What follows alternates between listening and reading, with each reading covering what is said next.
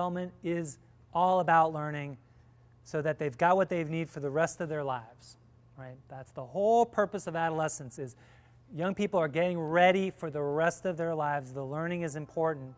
What are some of the consequences you came up with? Simple, concrete, firm but fair. What did you come up with? Take away their cell phone. Oh yeah, take away the cell phone. That's been a popular one. Now, and what's the rationale on that? It sort of cuts off the connection with their peers that are a bad influence. Good, that's excellent. It cuts off some influence. So, hey, you know what? You're going to drink. If that's your choice, and I find out about it, then the cell phone is gone. Now, for how long? What's firm but what's fair here? Until they can show some positive, ask them for some positive, productive things, and once they can prove that they can do those, then you return the cell phone. Good. So linking, getting the cell phone back to a one or two really concrete activities on their part. Because we don't want to keep teens kind of hanging and not knowing when they're going to get it back. And it's a very reasonable timeline, Other consequences y'all came up with? Driving, computers. So again, more social networking with the computer, more communication. Driving. Talk a little bit about why driving gets young people's attention who have driver's license. Freedom, independence, yes. So when we have consequences that get in the way a little bit, crimp their style on independence and freedom, very important at this age, it's going to get young people's attention, right? Other consequences. Grounding, very much part of the freedom and independence, right? Hey, you know what? You're going to drink, and that's your choice. And if you do, then you are going to lose some freedom. You're going to lose some freedom. A couple of other consequences y'all came up with. Yeah? Loss of computer games or the Wii. Great, great. So you're going to be grounded, and we're going to cut off some access here. We're going to cut off some access in terms of, it's not going to be a fun grounding per se, right? Now, how long on the grounding?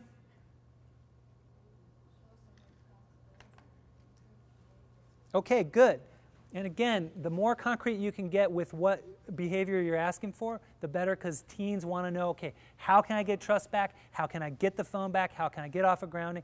Something real reasonable, because when parents and caregivers say, you're grounded for the rest of your life here, basically, that's so hard to enforce, So we want to enforce something, okay, you're grounded for a week, you're grounded for 2 weeks, you don't have the car for 2 weeks, something reasonable. And it's up to parents to decide that. They're the experts. They know their kids the best. Yeah. The problem I'm having with that, though, waiting, you have to start showing us responsibility, is that's a real nebulous term. And with the teenage brain, again, you're talking about the developing, we've got to be very concrete. Yep. And so to just kind of leave it at this ambiguous responsibility piece, I agree that they have to do that.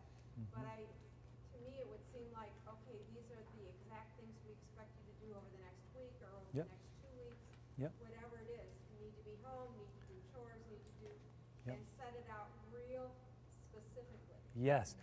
The more concrete, the better. And that's why. Let's go back, and we're going to be wrapping up in just a few minutes here, folks. But let's go back to the no-use rule for a moment, because it feels a little controversial. For those of you on the ground, teenager under your roof, that feels scary. Why does it feel scary to draw the line in the sand? I don't want you drinking, period. Okay, they could always go the opposite way, okay? And yet that's why we started with principle 1. If you have the relationship, they're going to be more likely to do what you're asking them, right? That's why we start with the support and positive reinforcement and all the complimentary, being really nice to kids. And then you ask them, I don't want you drinking. They're going to be more likely to follow through with that. But what are some of the other concerns on this? They go the other direction. What else? Yeah? Well, I'm afraid that if you just dictate to them, I don't want you drinking, and you don't qualify it to them, they're not going to pay attention to it. Okay. Like what you're just showing here with the brain. Yeah. It might blow them away, Okay. but it's more than just saying no. Yeah, that's right. Because if you do choose to drink, then there's going to be a negative consequence. you are going to experience a consequence if you break this rule, right? You cannot impose accountability, folks, if the rule is not absolutely clearly established.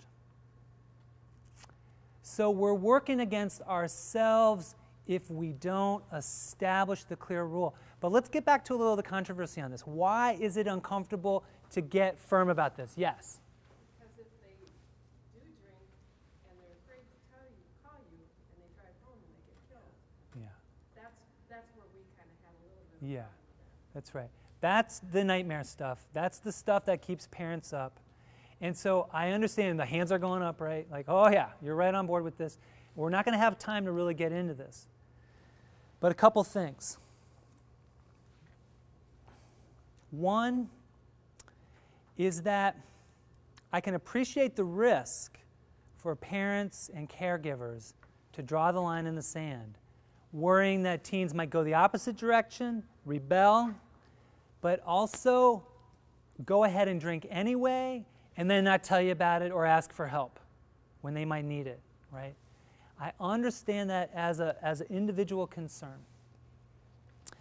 And so I have, I guess, a great deal of empathy or understanding for why the but comes in there. I don't want you drinking, but if you choose to do, right? I understand how parents were vulnerable to that but in there, right? And with that said, drawing the line in the sand, it's risky. However, it sets into motion the protective influences that will accumulate over time. It sets into motion a way that your young people will better be able to navigate those high-risk situations. And what the data says very clearly, and this is coming from the experts, students themselves are saying when they get that clear, non-permissive message from caregivers, they're a lot more likely to just go ahead and to do what they're being asked, which is to abstain. So is this an easy one to figure out? Is this an easy one to implement? No.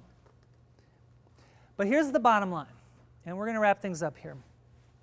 That when we do have clear limits, without ambiguity, when we have monitoring, our young people, are they following through on the rule? Are they meeting the expectation?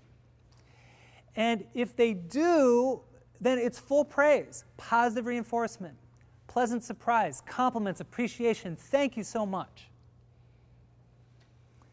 However, if they slip, and many of them will, having accountability, these three things help them to shore up the brakes. It helps them to shore up the brakes. And I guess the bottom line here is it reduces the risk for the very things that are of nightmare proportions. The very things that will keep us up for teens and risk-taking are actually handled in a more powerful way with this 1, 2, 3 limit, monitoring, and accountability. Because you just give up your protective influence. You give it up if you start wishy-washy with I don't want you drinking but and the exceptions. You just minimize your influence. That stop circuitry is really going to be boosted as a result. So to wrap things up, teens are a work in progress, their brains in particular. Alcohol use, it's different for young people, the effects on young people compared to us. It increases their vulnerabilities. There are really clear principles of effectiveness here, folks. There's nothing out of here that's not been really tried and tested. This stuff has been tested, it works. And finally, you all came up with, talking with your neighbors, several concrete activities in line with these principles that you can go ahead and just start implementing right away this week. And think about the ripple effect here. Think about you all, 75, 80 of you going out into the community, each one of you doing one or two things differently. Think of the reach, think of the impact that that's going to have on young people in the community. So I want to thank you for your interest here. I want to thank you for your good attention, your wonderful questions, and good luck to you moving forward. Thank you.